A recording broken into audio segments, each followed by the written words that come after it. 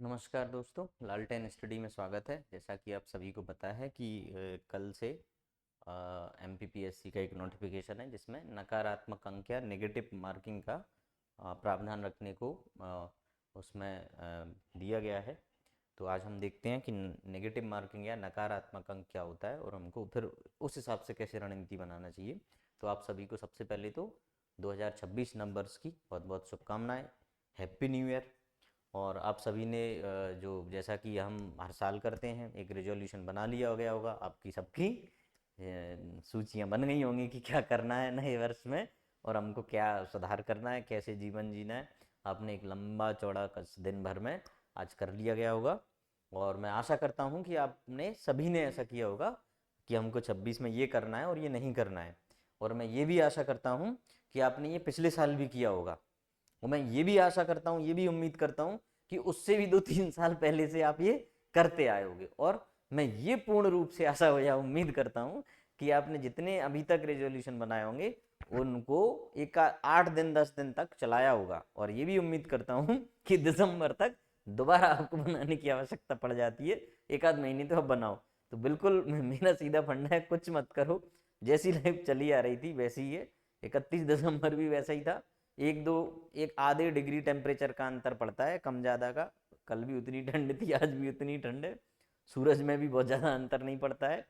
बस अंतर पड़ता है तो हमारे यहाँ अंतर पड़ता है मानसिक उसमें कि दिमाग हम रेडी होता है कि अब हम नए साल में प्रवेश कर चुके हैं और हम इतने साल बर्बाद कर चुके हैं, ठीक है, उसका हम जश्न भी मनाते हैं। अब नए साल में चेंजेस है तो नए साल में एमपीपीएससी ने एक नया धमाका कर दिया नेगेटिव मार्किंग का। तो इसके बारे में सबसे पहले मैं आपको ये बताऊंगा, ये बहुत ज़्यादा कुछ हुआ नहीं है, यूपीएससी में चला आ रहा है, बहुत सारे स्टेट इसको पहले से लागू किए हैं। एमपीपीएससी ने अभी भी ये नहीं लिखा है कि कितने परसेंट नेगेटिव मार्किंग होगी। संभवतः मेरा जो अनुमान है वो 1/3 कौन लेता है, 1/3 आपका यूपीएससी में है, ठीक है। 1/3 अदर स्टेट्स में भी है, जैसे राजस्थान में भी है, बिहार या यूपी में ऐसे करके कहीं है।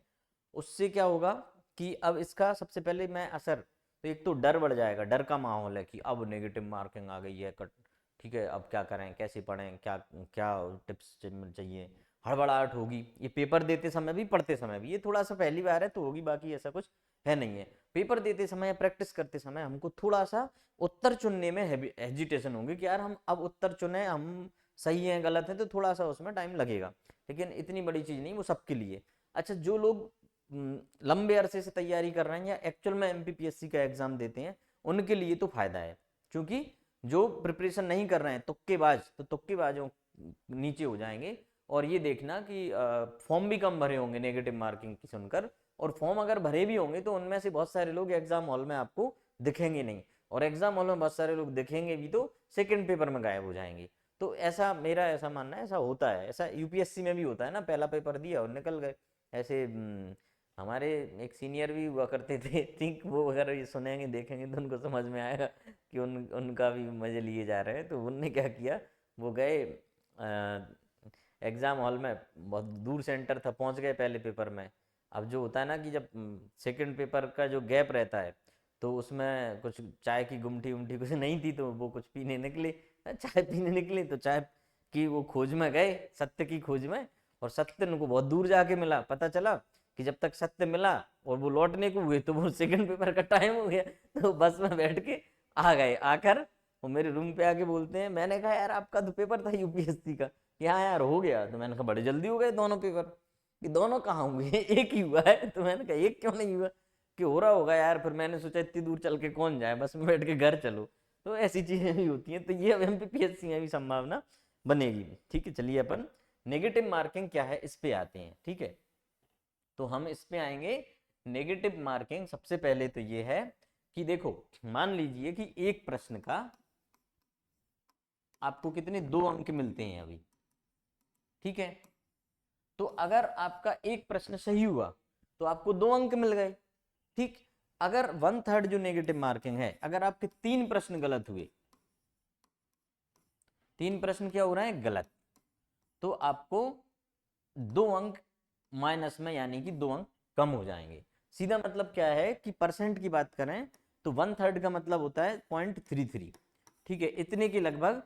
अब मान लीजिए कटता है तो हमको एक प्रश्न में कितने अंक का, एक प्रश्न अगर 2 अंक का है तो पॉइंट इतने का नुकसान होगा एक प्रश्न गलत होने पर, और 3 प्रश्न गलत होने पर हमें 2 अंक कटेंगे। अगर 100 का 1 अंक का एक प्रश्न होगा तो 3 होने के एक कटेगा अंक। तो ये तो क्या हो गया, नेगेटिव मार्किंग ये होती है, ठीक है। अब अपन इसमें अगर देखें नेगेटिव मार्किंग ये है। अब नेगेटिव मार्किंग जब एग्जाम होगा तब हमको क्या करना है और अभी क्या करना है। अब हम क्या सोच ले, नेगेटिव मार्किंग है यार कि अब तो दिमाग खराब होगा, कैसे पढ़ेंगे, कुछ नहीं है। आपको अपना जो तुक्के लगाने का सेटलमेंट है उसको कर लेना। जैसे मैं बोलता था ना कि 10 प्रश्न टफ आते हैं उनमें कुछ भी लगा दो, अब वहां कुछ नहीं लगाएंगे हम। जो 10 प्रश्न हमको बिल्कुल नहीं आ रहे हैं, 20 प्रश्न बिल्कुल नहीं आ रहे हैं, तो उनको जय जय सिया राम करके छोड़ देना है, ठीक है, राम राम साहब निकलो। हमको वो प्रश्न लगाना है कि जो हमको एग्जैक्ट आ रहे हैं। अब इसमें क्या होगा कि मैंने बोला कि कट ऑफ कम हो जाएगा। इसके लिए आपको क्या करना है, कुछ स्टेट का 5 साल का कट ऑफ देखना और यूपीएससी का देखना। यूपीएससी का जो कट ऑफ रहेगा यानी कि आईएएस का, उसका कट ऑफ एमपीपीएससी से कम रहेगा, क्योंकि उसका लेवल अलग होता है, उसके प्रश्न अलग होते हैं, उसके पूछने का तरीका अलग होता है। हमारे प्रश्नों का पूछने का तरीका अलग है, तो हमारा थोड़ा सा कट ऑफ बढ़ेगा।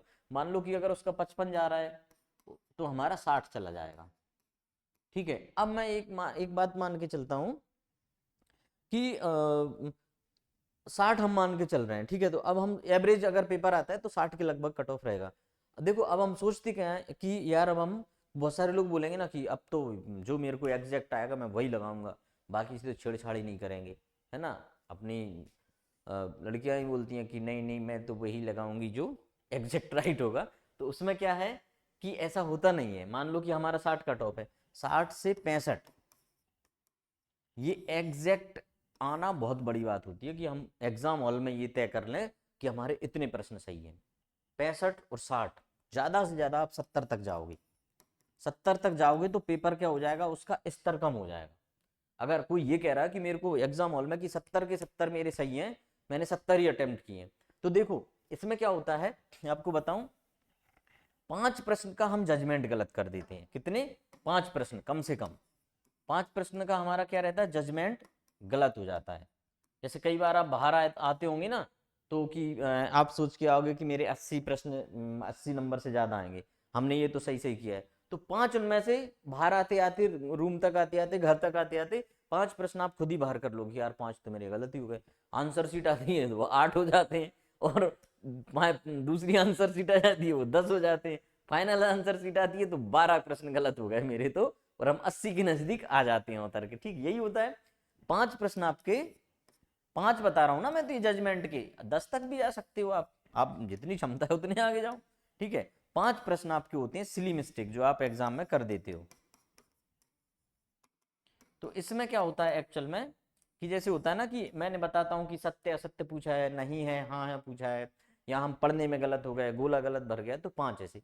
तो मैं टोटल ये 10 प्रश्न की उम्मीद करता हूं कि हमारे 10 प्रश्न, अगर हम 70 का दावा करते हैं तो 10 प्रश्न हमारे कम हो सकते हैं। तो मतलब 60 में कट ऑफ मान के चलता हूं। तो मान लो कि हमने अगर 65 का दावा किया तो हम 5 नंबर कम पहुंच जाएंगे, हमारे 55 आएंगे। हम 70 का दावा कर रहे हैं तो हमें 60 आएंगे। अगर आप एक्चुअल में दावा कर रहे हो और आपका जजमेंट बहुत अच्छा है, आपकी सिली मिस्टेक्स नहीं हुई, तो आप 70 प्लस हो जाओगे, आपका श्योर सिलेक्शन हो जाएगा। अब 60 65 और 55 के बीच का यहाँ झोल रहेगा। तो इसको हमको कैसे बढ़ाना है, मैं बस ये थोड़ा सा आपको बताऊंगा कि मान लो एवरेज पेपर है, कट ऑफ मेरे हिसाब से ये रहेगा कि अगर एवरेज पेपर है तो कट ऑफ जाना चाहिए 60 से 65, ठीक है। अगर थोड़ा सा सरल है तो ये चला जाएगा 65 के लगभग, और अगर कठिन पेपर है तो ये चला जाएगा 55 और 50 तक भी जा सकता है। अगर हम कठिन पेपर में हम कह रहे हैं 55 हमारे एग्जैक्ट सही है तो आप इन हो। तो यहाँ क्या करना है, मान लो एक एवरेज पेपर की बात करें और आपने क्या किया है कि 60 प्रश्न आपने लगा दिए, मतलब मैं एग्जाम में बैठोगे वो एक अलग बात है, लेकिन अभी प्रैक्टिस करना वो भी इसी तरीके से करना है, अभ्यास भी उसी तरीके से करो जब हम एग्जाम हॉल में बैठेंगे। तो इसमें क्या करना है, मान लो हमें 60 है हम क्या मान के चल रहे हैं कि यार हमारे 10 प्रश्न गलत हो सकते हैं। तो अब देखना 60 ही हो गए एग्जैक्ट वाले, 20 प्रश्न आपके ऐसे होंगे जिनमें आपने 2 विकल्प चुन लिए। 20 प्रश्न होंगे ना जिनमें आपको समझ में नहीं आ रहा है कि सी और बी में से कौन सा आंसर है, ए और डी में से कौन सा आंसर है, डी और बी में कौन सा आंसर है, बी सी में से कौन सा आंसर है। ठीक है, तो समझ रहे, तो ये चीजें आएंगी। तो अब यहाँ हम क्या है कि 20 प्रश्न अगर हम टिक करते हैं तो हमारे सही होने की कितने चांसेज हैं, 2 विकल्प बाहर कर दिए, 2 बचे, तो 50% सही होने के चांसेज हैं। इसका मतलब हमारे यहाँ से 10 प्रश्न होंगे सही, ठीक है, और 10 प्रश्न होंगे गलत। तो गलत का कितना खामियाजा भुगतना पड़ेगा, 3 प्रश्न पे हमारे कितने नंबर कटेंगे, 3 प्रश्न पे 2 नंबर, तो 3 3 9, तो कितने नंबर कटना चाहिए हमारे 10 प्रश्न पे, 6 नंबर। ठीक है, अब 6 नंबर हमारे कट जाएंगे। अगर हम 10 एक प्रश्न का 2 नंबर मिलता है तो 20 प्रश्न अपने बन जाएंगे। ठीक है, 20 अंक। और प्रश्नों की बात करें तो 1/3 है तो हमारे कितने 3 अंक कम होंगे, 3 प्रश्न गलत, 3 प्रश्न का नुकसान होगा, फायदा कितनों का होगा, 10 का। तो अल्टीमेटली हम फायदे में रहेंगे अगर ये ट्रिक अपना रहे हैं। तो क्यों, क्योंकि 1/3 काटेगा, वो पूरे में से पूरे नहीं काटेगा।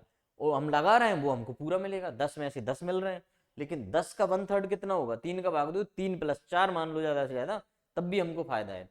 अब एक तो यहां हमको रिस्क ले लेनी है, जब हमने 55 और 60 लगाए हैं, 65 भी लगाए हैं, हमको एग्जैक्ट है कि ये 2 मैंने क्लियर बाहर कर दिए।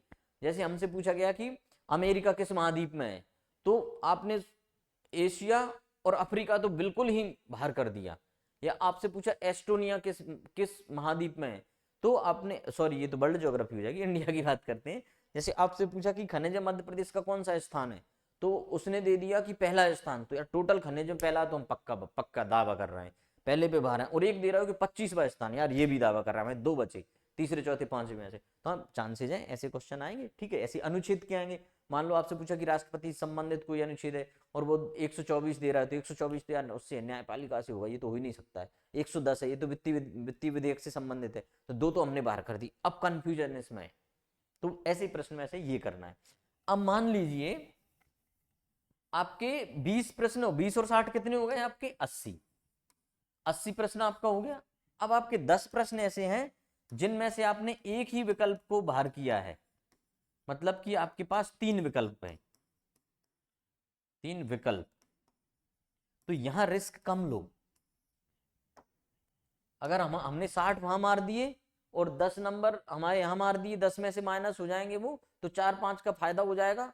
ठीक है, कितने नंबर का फायदा होगा, 14 नंबर का फायदा होगा, 20 में से घटाएंगे तो हम कहां पर पहुंच गए, क्वेश्चन को लेंगे तो 7 क्वेश्चन का या 6 क्वेश्चन का, तो हम 66 पे पहुंच जाएंगे। अब हम कट ऑफ की नजदीक ही, अब मान लो कि हमारे 6 क्वेश्चन 5 क्वेश्चन सिली मिस्टेक से कम होंगे, तो हमको क्या करना है, 6 की और जुगाड़ लगानी पड़ेगी। तो इसमें आओ, और अगर आपको लग रहा है कि नहीं नहीं इतने में पर्याप्त सिलेक्शन है, हमको रिस्क नहीं लेनी है, तो रिस्क मत लो।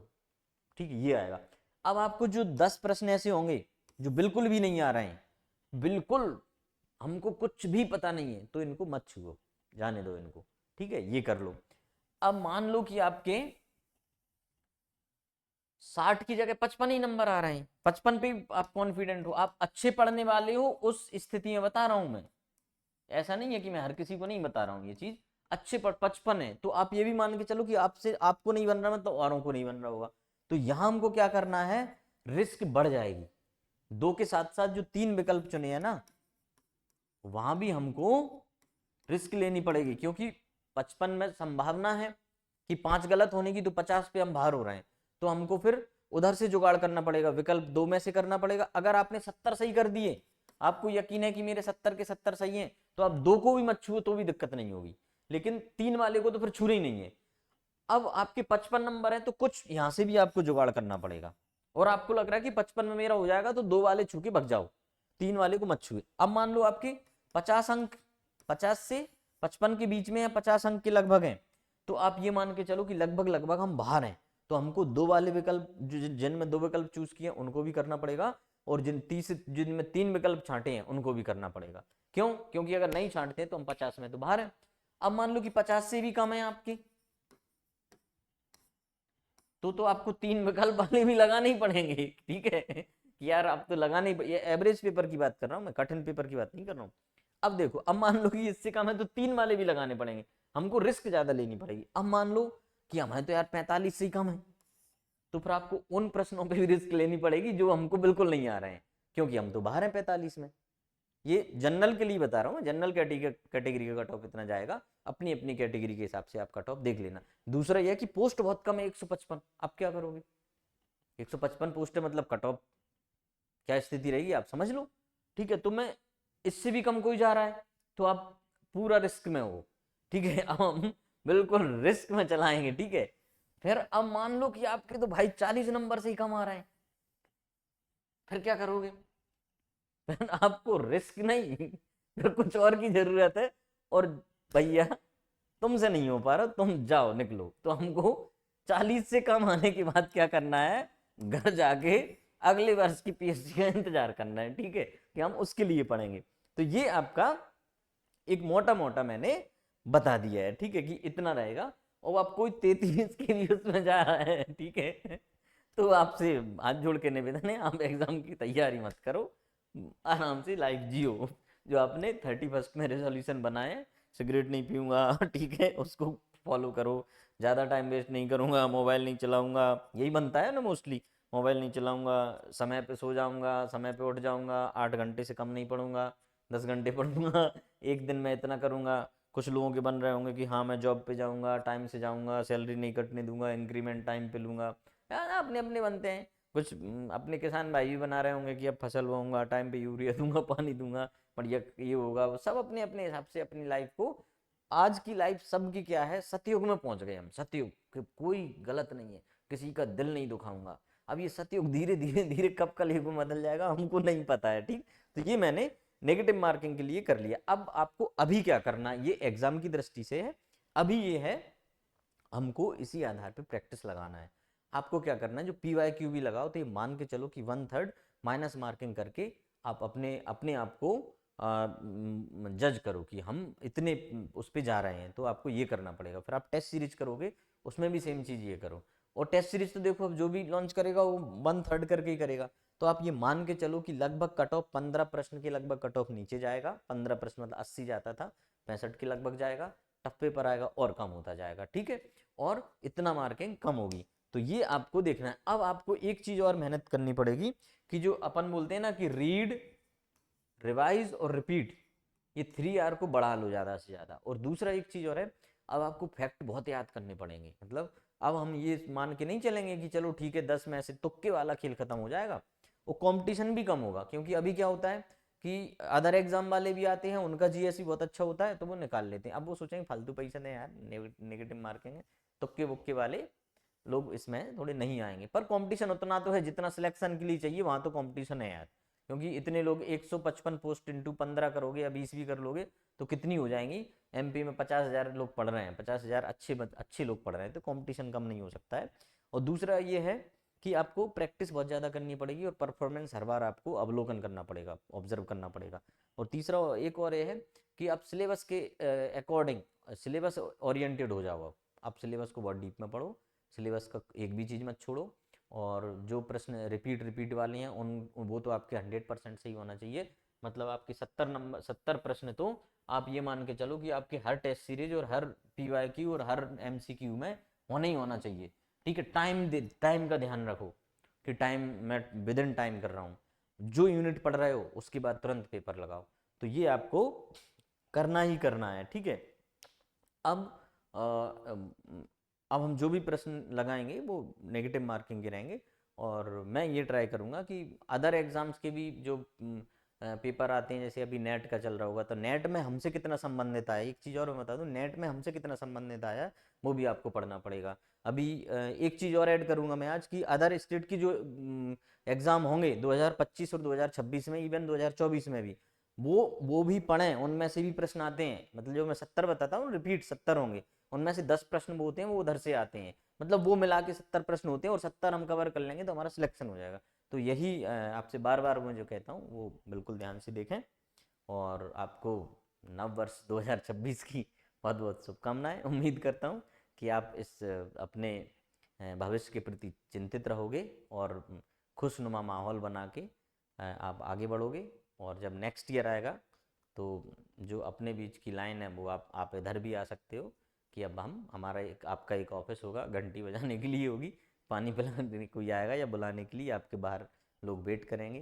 तो ये सब चीज़ें आप सोचें कि आप अभी से जो आपको प्राप्त होने वाला है, जिसके लिए आप मेहनत कर रहे हो, उसका स्वाद चखने के बाद कैसा लगेगा उसकी अनुभूति करो और फुल एनर्जी के साथ 2026 में क्लियर करो। बहुत बहुत धन्यवाद। गुड नाइट, शुभ रात्रि, जय हिंद, जय भारत।